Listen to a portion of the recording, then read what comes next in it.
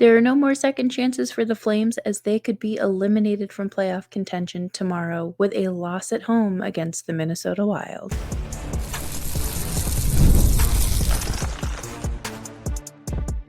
You're Locked On Flames, your daily podcast on the Calgary Flames. Part of the Locked On Podcast Network, your team every day.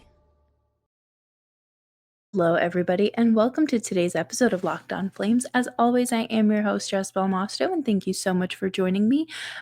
Today, we are going to talk about the final chance that the Flames have to still make a push for the playoffs, because if they lose tomorrow night against the Wild, they're done. There's no more math that works in their favors, and we're going to talk about the emphasis on needing to play two of the younger guys in Suniev as well as Parekh here on Locked On Flames. Make sure you're subscribed wherever you get your podcasts, as well as YouTube. We're here for you Monday through Friday, 5 days a week, your team every day. And let's jump into this. If you're watching on YouTube, you're probably realizing that this is not my normal setup. That would be correct, because I am on location in Calgary and we are working on getting a little spot set up. I just wanted to get this out to you guys before it's too late. But let's speaking of before it's too late, the Flames. I really don't know how else to say it other than the last game against the Ducks. You blow a 3-1 lead, just like that, when your season is on the line. What are we doing? It shows a lack of discipline. It shows that you are just expecting to coast, but it just, you're cooked. That's really what it looks like. It looks like you're cooked. You need your primary scorers to step back up. You know, you had your unexpected goals from Backlund and Sharon Govich. Matt Coronado stepped up again, and I feel like he is becoming a more consistent scorer, which is going to be very helpful for the Flames down the line. And it's great to see the strides that he has taken in his development this year.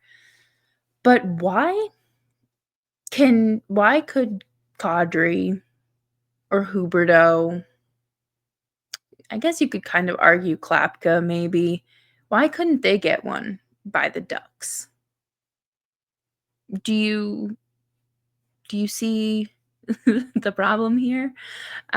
It's not very inspiring, and I feel like that is something I've continued to say over these last few weeks, is they're giving you uninspiring performances. There's no other way to slice it. And I think it just solidifies that they are tired. They have had a long season, an unexpected successful season, I guess, because, you know, they're not finishing in the bottom 5, which I think anyone would kind of consider still being in the playoff mix at this point for the Flames, with their projections heading into the season, successful. It all depends on how you look at it. Glass half full, glass half empty. But I'm going to be entirely real with you. There is no reason for these guys to be put through any more hockey. Once game 82 ends, it ends. The season ends. Just wrap it up, put a bow on it, come back, and we will reevaluate, because there's just no reason to want this team to make the playoffs. And it's not because you're not rooting for your team, but if you're watching, and we are all watching the same product on the ice, the same mistakes happening, the same routine system failures, the defensive breakdowns, the lack of offense, we're all watching the same thing. And I think if you couldn't even get it up for the Ducks, then I don't know how you're going to be able to do that in high pressure situations like the playoffs when you're this tired.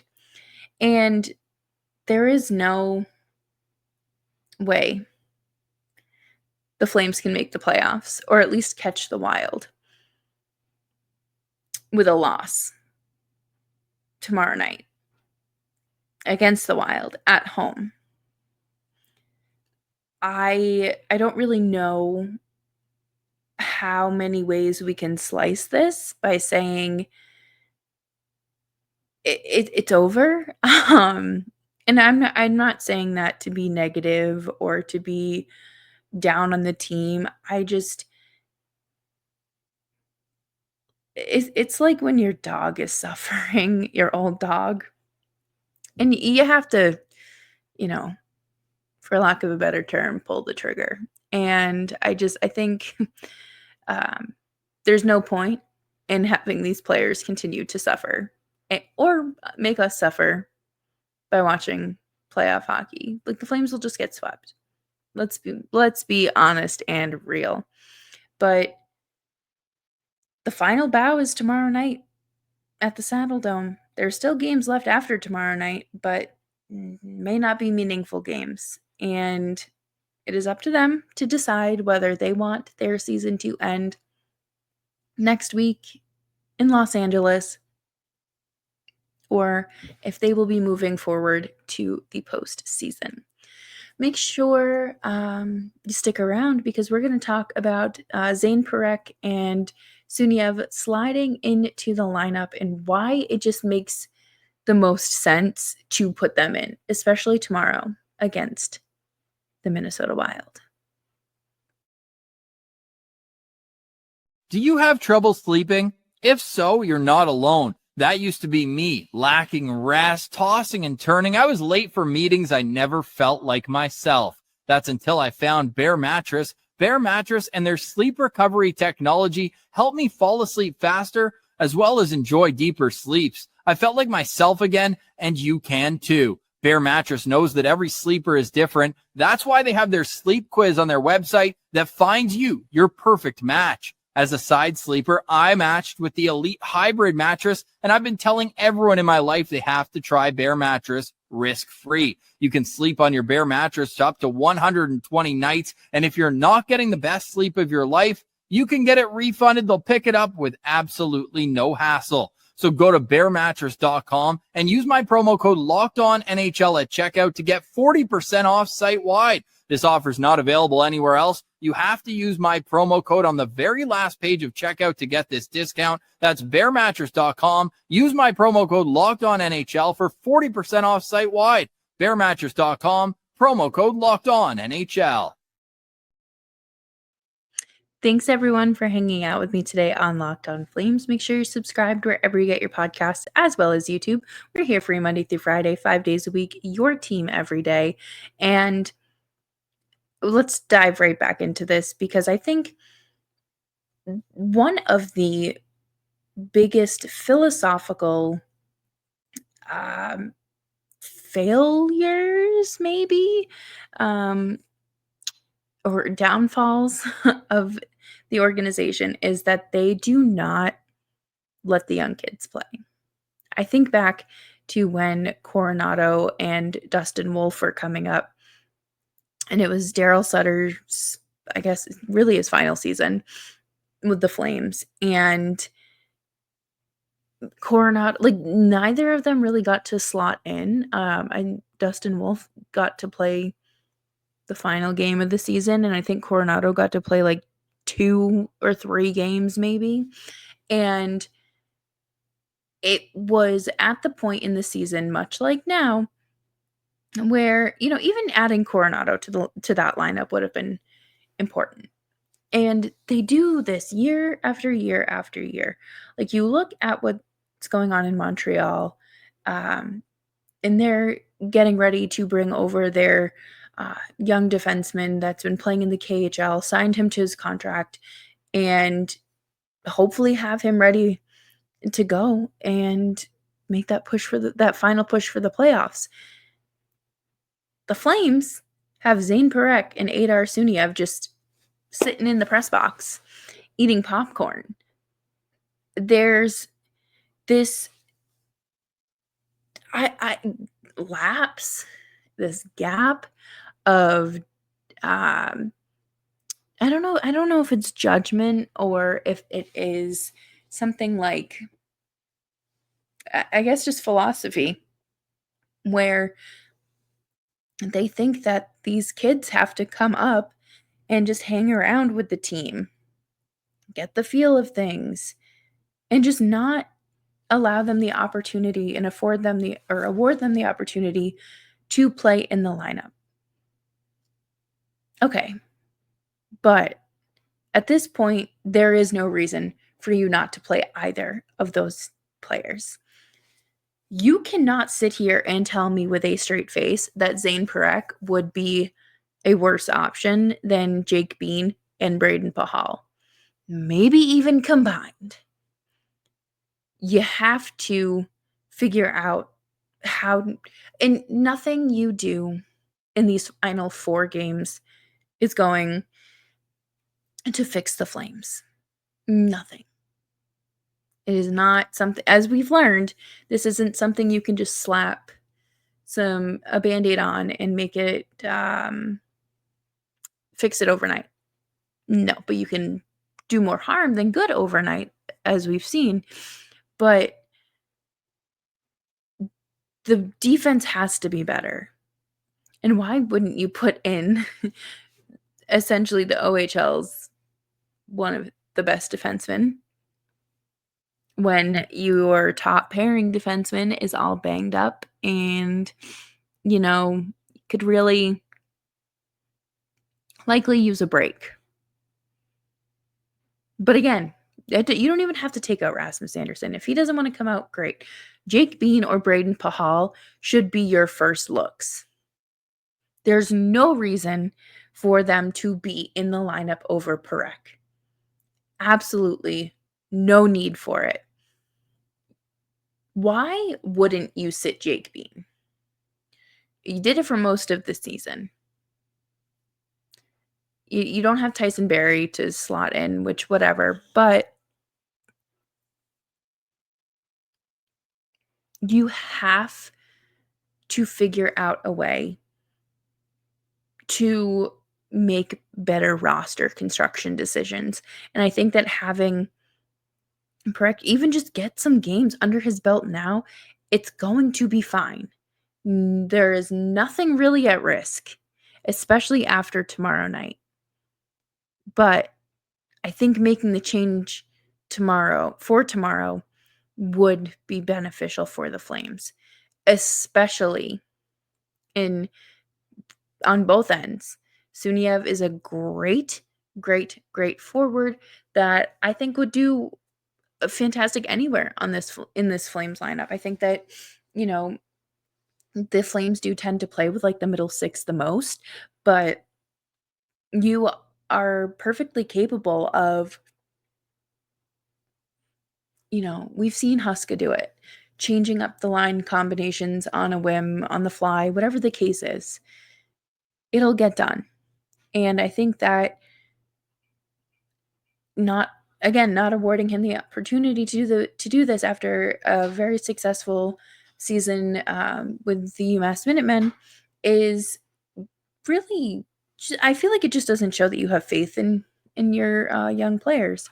But with the Jake Bean situation, the whole conversation that has been had all season long of your roster spot is earned, not given. It doesn't mean much at this point when it comes to Jake Bean. For those who maybe don't know, Jake Bean's dad is the former CEO of Calgary Sports and Entertainment Group. So he is,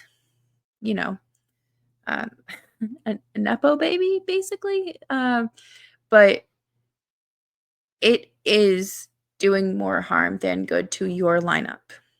If you are trying to win Why would you not assemble a lineup that is good to win? That is giving you the best opportunity to win.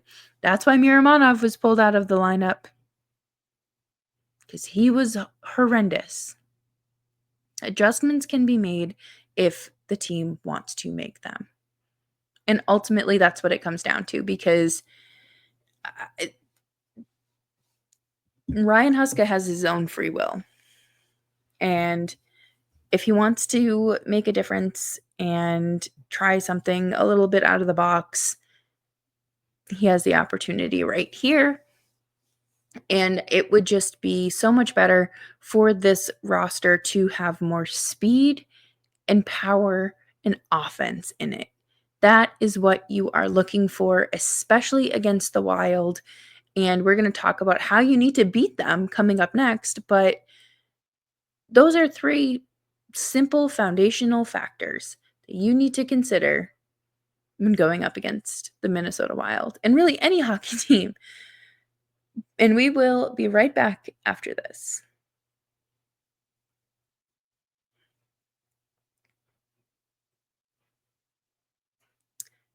Looking for a snack that's both delicious and nutritious? Crack into a good source of protein with Wonderful Pistachios.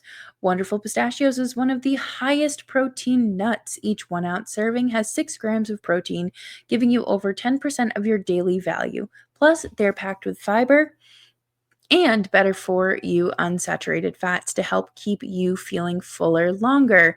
Personally, I love the no shells variety. They're great to just have at my desk or in my car, and just having them on the go when I need a quick refuel. But you can get snacking and get cracking with the snack that packs a protein punch. Visit wonderfulpistachios.com to learn more.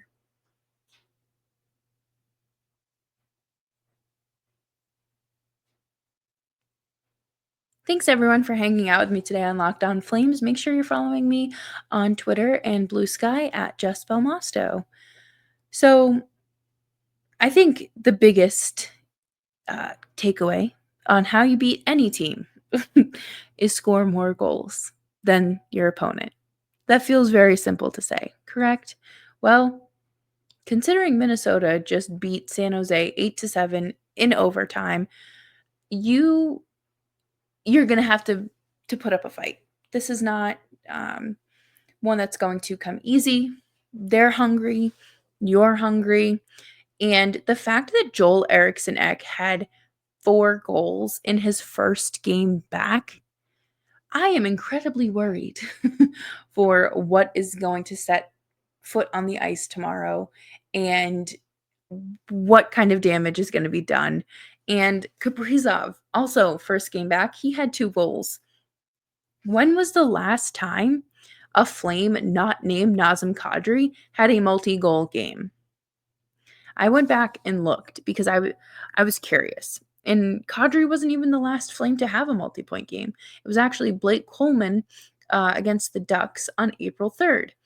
So, again, your secondary scoring has played a big part in this season and this late success too. And I don't think you can just rely on, your Sharangovich, your Backlund, your Coleman, maybe a Rasmus Anderson or a Mackenzie Weegar goal. You can't just count on that. You are paying Jonathan Huberdeau $10.5 million, who has 28 goals this season. It's not like he has 12. He has shown that he can score consistently this year, and he needs to step up in these big moments. And same for Kadri. I don't expect him to go out there and score 82 goals a season, but it would be nice for him to, score again. And I think the biggest thing for the Flames here is going to be coming out strong and coming out and just dominating the first period and not taking their foot off the gas. They're going to have to score first, or apply so much pressure that doesn't give Minnesota much room to generate chances. And the defense, which I just talked about. But that has to be better. Like there is no excuse for it. Rasmus Anderson up to a -34. Kevin Ball is a -7. I don't know, man. Like there's really there's only so much defending I can do of that defenseman, but it's not good. The decline has happened, and it just doesn't look great, especially considering that Conroy is ready to extend him for 8 years, and that contract wouldn't even kick in until after next year. So, the biggest thing the Flames can do tomorrow, show up and play like this is a Game 7. And it's not like a Game 7. This is your Game 7. You don't have any extra runway, any more second chances or oopsies or do-overs after tomorrow night. If you cannot win tomorrow, you can keep that deposit on your Airbnb or your condo in Cancun, because your season's over after next week. And I think that it is so important for the Flames to remember what they are fighting for and just how badly do they actually want this. Because I think it's just showing on the ice that they're tired, they are burnt out. They've played a long, tough season. There's been a lot of injuries. There's been a lot of changes. This was a hard season to begin with. The expectations were defied, but if you still think that you are a playoff team that can compete and hang around with these players or these other teams, then you need to prove it. But that will do it for me here on today's episode of Locked On Flames. Thank you all so much for joining me. I will be back tomorrow with a pre-game preview of the sorts, and make sure you are subscribed wherever you get your podcast, as well as YouTube. We are here for you Monday through Friday, 5 days a week, your Calgary Flames every day, and I will see you later.